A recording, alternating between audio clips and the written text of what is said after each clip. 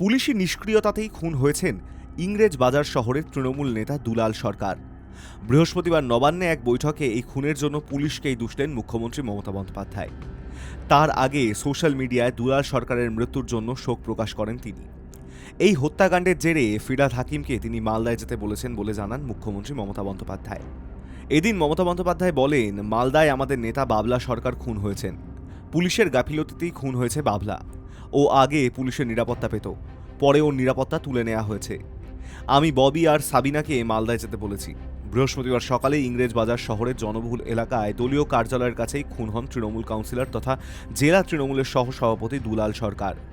প্রতিদিনের মতন এদিনও ইংরেজ বাজার শহরে তৃণমূলের পার্টি অফিসে যান দুলাল বাবু। সেখানে কাজকর্ম সেরে নিজের কারখানার উদ্দেশ্যে রওনা হন তিনি। তখনই তাকে লক্ষ্য করে গুলি চালায় 3 বাইক আরোহী। খুব কাছ থেকে মোট 4 রাউন্ড গুলি চালায় তারা। তার মধ্যে 3 রাউন্ড গুলি লাগে দুলালবাবুর শরীরে। রক্তাক্ত অবস্থায় লুটিয়ে পড়েন তিনি। সঙ্গে সঙ্গেই তৃণমূল কর্মীরা তাকে উদ্ধার করে মালদা মেডিকেল কলেজে নিয়ে যান।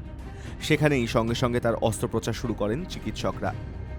হাসপাতাল সূত্রে জানা গিয়েছে, দুলালবাবুর শারীরিক অবস্থা আশঙ্কাজনক। ঘটনা তদন্তে নেমে এলাকা সিসিটিভি ফুটেজ সংগ্রহ করতে শুরু করেছে পুলিশ। যদিও প্রত্যক্ষদর্শীরা জানিয়েছেন, আততায়ীরা মাথায় হেলমেট পরেও কাপড় বেঁধে এসেছিল। রাজনৈতিক কারণে এই হামলা নাকি এর পেছনে অন্য কোনো ব্যবসায়িক শত্রুতা রয়েছে তা জানার চেষ্টা করছে পুলিশ। High news network.